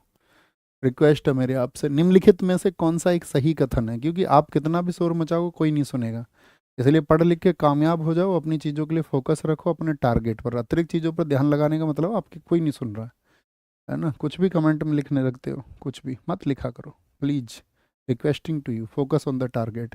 कौन सा एक सही कथन नहीं है। यकृत और अग्नाशय का स्राव आमाशय में जाता है, बिल्कुल गलत बात है। देखो यकृत से क्या जाता है, बाइल जूस जाता है, बाइल जूस पित्तरस जाता है, और पित्तरस कहाँ जाता है, पित्तरस, पित्तरस पहले कहाँ जाएगा, पित्तरस जाएगा आपका पित्ताशय में जाएगा। पित्ताशय कहाँ पर जाएगा, वो आमाशय में थोड़ी जाएगा, वो जाएगा पित्ताशय में। भाई बाइल जूस कहाँ जाता है, गॉल ब्लैडर में ही तो जाएगा। बोलो यस और नो, सबका आंसर आए। आप कहोगे हाँ भैया गॉल ब्लैडर में जाएगा आपका बाइल जूस हमेशा, तो गलत हो गया, पहला ही गलत हो गया। क्या हो गया, पहला ही गलत हो गया। ऑस्ट्रेलियन ओपन 2025 में पुरुष एकल का खिताब किसने जीता है, पुरुष एकल का। तो ऑस्ट्रेलियन ओपन तो ये तो पहला हो गया, हमेशा क्या क्रम बताया था मैंने, ऑफ बाउ होता, ऑफ बाउ, ऑफ बाउ। ऑस्ट्रेलियन होगा, फिर फ्रेंच होगा, फिर विंबलडन होगा, फिर US ओपन होगा। ये जनवरी में हो जाता है, जनवरी में। तो किसने जीता, जॉनिक सिनर ने जीता है। जॉनिक सिनर कहाँ के खिलाड़ी हैं, इटली के खिलाड़ी हैं, इटली के खिलाड़ी हैं। और उपविजेता कौन रहे हैं इसमें, अलेक्जेंडर ज्वेरेव रहे हैं, अलेक्जेंडर ज्वेरेव, जो कहाँ के खिलाड़ी हैं, ये जर्मनी के हैं। और ये क्या रह गए हैं इसमें, रनर अप रह गए हैं, रनर अप, यानी कि उपविजेता रह गए हैं, उपविजेता। तो इस साल का तो यही हुआ है, तो इससे ज़्यादा तो नहीं पूछा जाएगा। ज़्यादा ज़्यादा पूछ लेगा 2024 का लास्ट वाला। तो 2024 लास्ट क्या हुआ था आपका, तो वो हुआ था आपका 2024 लास्ट US ओपन। सबसे लास्ट में क्या होगा, US ओपन होगा। तो US ओपन हुआ था 2024 का, तो उसका जो विजेता रहा था, और महिला दोनों को याद रखना, उपविजेता नहीं, विजेता उसमें रहा था आपका जैनिक सिनर। पिछले वाले में भी जैनिक सिनर, कहाँ का खिलाड़ी है जैनिक सिनर, इटली का। और अगर पूछे ये तो मेन कैटेगरी में रहे, तो फीमेल में कौन रहा था विजेता, फीमेल कैटेगरी में रही थी आपकी आर्यना सबालेंका रही थी। कौन, आर्यना सबालेंका। कहाँ की आर्यना सबालेंका, अरना सबालेंका, ये कहाँ की खिलाड़ी हैं दोस्त, तो आप कहोगे ये आपका कहाँ की खिलाड़ी हैं, सारे लोग आंसर करें। तो ये भैया बेलारूस की खिलाड़ी हैं, कहाँ की, बेलारूस की खिलाड़ी हैं, ठीक है, बेलारूस की। लेकिन अभी जो ये आपका ऑस्ट्रेलियन ओपन हुआ था, ऑस्ट्रेलियन ओपन हुआ था, इसमें ये आर्यना सबालेंका हार गई थी। इसमें कौन जीती थी फिर, ऑस्ट्रेलियन ओपन अगर 2025 फीमेल की बात करें, तो फीमेल में कौन जीती थी, फीमेल में जो विजेता थी, विजेता फीमेल में विजेता रही हैं इस बार आपका, उनका नाम है मैडिसन कीज। कहाँ की खिलाड़ी है मैडिसन कीज, बहुत पूछा जाता है, याद रखना, टेनिस खिलाड़ी का देश का नाम पूछा जाता है। मेडिसन कीज कहाँ की है, USA की। जैसे मैं आपसे पूछूं प्राचीन खिलाड़ियों में, राफेल नडाल कहाँ के खिलाड़ी थे, तो स्पेन के खिलाड़ी थे। राफेल नडाल कहाँ के, स्पेन के खिलाड़ी थे। अगर मैं आपसे पूछूं रोजर फेडरर कहाँ के खिलाड़ी थे, तो रोजर फेडरर आप कहोगे भैया वो स्विट्जरलैंड के खिलाड़ी थे, जीते हुए किसी व्यक्ति के नाम का सिक्का जारी किया था स्विट्जरलैंड ने। अगर मैं आपसे पूछ लूँ एक और व्यक्ति थे नोवाक जोकोविच, वो कहाँ के खिलाड़ी, ये बहुत पूछा जाता है, नोवाक जोकोविच। केंद्रीय बजट 2025-26 किस थीम के साथ में पेश किया गया है, केंद्रीय बजट 2025-26 किस थीम के साथ में पेश किया गया है, सबका विकास सबका साथ, सबका साथ सबका विकास, विकसित भारत। तो ये पेश किया गया सबका विकास के साथ में। अच्छा आप मुझे बता सकते हैं कि इसमें जो बजट था वो कितने रुपए का बजट था टोटल, इंडिया का टोटल बजट कितना था, तो आप क्या होगे, 50 लाख करोड़ का बजट था, 50,63,345 करोड़ का बजट था। ये इतने रुपए का बजट था। इसमें क्वेश्चन क्या पूछा जाएगा कि रक्षा क्षेत्र के लिए कितने थे, तो 4,91,000 करोड़ थे। कितने, 4,91,000 करोड़ थे, 4,91,000 करोड़ थे, ठीक है। और इसमें आपका परिवहन के लिए कितना था, परिवहन के लिए रक्षा, इससे रक्षा से भी ज़्यादा था, वो था आपका 5,48,000 करोड़ रुपए। शिक्षा के लिए कम है देश में, अभी उतनी ज़रूरत नहीं है पढ़ने लिखने की। शिक्षा, शिक्षा के लिए आपका 1,28,00,000, क्योंकि शिक्षा के लिए कम भी देंगे तो कोई दिक्कत नहीं है, चल जाएगा। अभी रक्षा के लिए बहुत ज़रूरत है, कल को हमको पाकिस्तान के घुटने भी टिकाने हैं ना, कल को पाकिस्तान से सॉरी भी तो बुलवाना है हमको, उनको बहुत नुकसान करना, उनके हर एक आतंकवादी को निकाल निकाल के मारेंगे हम, एक एक। और देखो अब वो ढूंढ नहीं लिए हमने आतंकवादी, आप बताओ सारे। आपको नहीं मिले क्या वो, अभी उनको पनिशमेंट नहीं मिला अभी? तो रक्षा बजट हमको बहुत मजबूत करना जरूरी है, क्योंकि फिर हम उसको मतलब डाउन फील कराएंगे ना थोड़ा सा अपनी ताकत का प्रयोग करके। 9 अक्टूबर 2024 को कौन वर्ल्ड टेस्ट चैंपियनशिप में 5,000 रन बनाने पहले पहले खिलाड़ी बने हैं? कौन बने हैं? हंसने की बात नहीं है दोस्त, हंसने की बात नहीं है, हंसने की बात नहीं है, दर्द की बात है। बोलो, फटाफट से बताएंगे। 5,000 रन बनाने वाले पहले खिलाड़ी कौन बने हैं? तो जो रूट बन गए, जो रूट। विराट कोहली ने संन्यास ले लिया भैया। जब भी कोई खिलाड़ी संन्यास लेगा तो याद रखना एसएससी क्वेश्चन पूछेगी, संन्यास ले लिया, कितने संन्यास? मुझे बताओ, विराट कोहली का जो पहला मैच था वो किसके खिलाफ खेला था विराट कोहली ने? पहला मैच टेस्ट की बात कर रहे हैं, पहला मैच टेस्ट का विराट कोहली ने खेला था वेस्ट इंडीज के खिलाफ। किसके खिलाफ? West Indies. कोई डाउट नहीं, जबरदस्त और शानदार चीकू का। अंतिम मैच किसके खिलाफ हुआ? अंतिम मैच, अंतिम मैच बताओ, अंतिम मैच टेस्ट का ये हुआ भैया आपका ऑस्ट्रेलिया के खिलाफ। किसके? अंतिम मैच ऑस्ट्रेलिया के खिलाफ हुआ। पहला मैच किस वर्ष खेला था? 2011 में खेला था टेस्ट। कुल टेस्ट शतक कितने हैं बताओ? विराट कोहली के कुल टेस्ट शतक कितने हैं? कुल टेस्ट शतक पहले जैसे तेंदुलकर जी के पूछे जाते थे, अब इनके पूछे जाएंगे। कुल टेस्ट शतक कितने हैं? तो वो है 30। कितने मैच खेले हैं? कुल कुल आपका 123 मैच खेले हैं, 123 मैच खेले और उसमें रन बनाए लगभग 9,000, लगभग 9,000। ठीक है। अच्छा, 200 कितनी बार बना रखे हैं? डबल सेंचुरी 200 बनाए हैं 7 बार। कितनी बार? 7 बार। और बेस्ट स्कोर कितना है? 254 का। बेस्ट स्कोर कितना है? बेस्ट स्कोर है आपका 254, 254। ठीक है। वर्ल्ड टेस्ट चैंपियनशिप कितनी बार हो चुकी हैं? 2 बार हो चुकी हैं। 2021 कौन जीता था? 2021 न्यूजीलैंड जीता था, भारत हारा था। 2023 ऑस्ट्रेलिया जीता, ऑस्ट्रेलिया जीता। वो आपका ट्रेविस हेड जिम्मे हो रहा है इंडिया के। 2023 में ऑस्ट्रेलिया जीता, फिर से कौन हारा? भारत हारा, भारत हारा। ओके, वर्ल्ड टेस्ट चैंपियनशिप में। अच्छा मुझे बताओ, वर्ल्ड टेस्ट चैंपियनशिप में सबसे ज़्यादा विकेट किसने ले रखे हैं? सबसे ज़्यादा विकेट भारत की तरफ से तो रविचंद्र अश्विन है, लेकिन सबसे ज़्यादा विकेट उनके नहीं है। ठीक है, वो इंडिया की तरफ से सबसे ज़्यादा है उनके। ये हैं सबसे ज़्यादा नाथन लियोन के। किसके? नाथन लियोन, जो कि ऑस्ट्रेलिया का बॉलर है। नाथन लियोन कितने विकेट है? वो हैं आपका 89 विकेट्स। रविचंद्र अश्विन के 78 विकेट्स। कितने? उनके 78 विकेट है, 78 विकेट है। ओके, तो ये क्वेश्चन पूछा जाएगा आपका। कुल टेस्ट शतक हो जाएंगे आपका। और क्या पूछा जा सकता है? 50-50 तो पूछे नहीं जाएंगे। ओके, ये आप याद रखना। होमवर्क, वर्ल्ड टेस्ट चैंपियनशिप 2025 जो का जो फाइनल हुआ, कहाँ और किन देशों के बीच में हुआ? तो कहाँ, तो आप हम आपको बता देते हैं, ये हुआ था आपका इंग्लैंड में। कहाँ पर हुआ था? इंग्लैंड में हुआ था। हुआ किस किस के बीच में, ये आपको देखना है। हुआ किस किस के बीच में, दोनों आपको देखना। ओके, ख्याल रखिए अपना। सर कल जो, हाँ कल जो फोटो आपने सर इंस्टाग्राम पर डाली थी उस लड़के का पता चल गया। हाँ जी, उनका फ़ोन आया था और वो तो नहीं बैठे हुए हैं, शुभम भाई से बात हुई थी उनकी, तो उन्होंने उनको मैसेज किया कि सर थैंक यू, और हमारे भाई हमें सकुशल मिल गए हैं और आप सबकी वजह से ये पॉसिबल हुआ। ठीक है, क्योंकि उस पर अपने इंस्टाग्राम पे हम ऐसा नहीं है कुछ भी डाल देते हैं, कभी कभार 2 4 10 5 दिन में अपनी कोई पोस्ट जाती है, कोई सूचना आपको देनी होती है वो हम दे देते हैं। ऐसा नहीं है कि कुछ भी इंडिया क्रिकेट चल रहा था क्रिकेट के ऊपर रील बना के डाल दी। अपने इवेंट होते हैं कुछ अपने ऑर्गेनाइजेशन के, उन इवेंट्स को लेकर के, या कभी आप तक कुछ भाव पहुंचाने हैं, फैमिली की कोई चीज़ पहुंचानी है, तो कभी कभार हम उसको भेजते हैं। बाकी हम स्टोरी के माध्यम से आपको हमेशा बताते रहते हैं कि भाई यहाँ पर आपको कब क्लासेस शुरू होंगी, कैसे शुरू होंगी, आपसे कोई वक्तव्य करना है, कोई चीज़ करनी है, कोई सूचना देनी है, तो उसके लिए, है ना। तो वो कामयाब हुआ हमारे एक्टिव सदस्यों की वजह से। थैंक यू आप सबको। तो यहाँ पर इसका आंसर लिखना मत भूला करिए और आगे बढ़ते रहिए, हमेशा लाइफ में मेहनत करते रहिए। आपका टाइम कहीं और बहुत ज़्यादा एक्सपेंड होता हो, ख़राब होता हो, तो साथ ही उसको मैनेज करिए। आप ही करोगे आपकी चीज़ों को सही करने, दुनिया में कोई और चीज़ नहीं आएगा। दुनिया में बाकी चीज़ें आपकी सहायक हो सकती हैं, लेकिन मुख्य जो साथी डोर है वो आपके जीवन के हाथ में है। तो आप कितना आगे पहुंचते हैं जीवन में, ये निर्भर करेगा कि आपने कितना संयम रखा अपनी लाइफ में, अपनी लाइफ को आपने कितना बैलेंस रखा, कितना मैनेज करके आप उसको चले, और आपके इरादे क्या थे, आपने क्या मैनिफेस्ट किया था, यानी कि आपने क्या बनने का इरादा किया था, और उस बनने के लिए आपको जो ज़रूरी चीज़ें थी उनको अपनाने के लिए आपने कितना समय खर्च किया था। ये सब बहुत महत्वपूर्ण और बहुत मायने रखता है, क्योंकि एक समय बीत जाने के बाद में ही हम लोगों को चिंताएं होती हैं कि काश मैं ये कर लेता।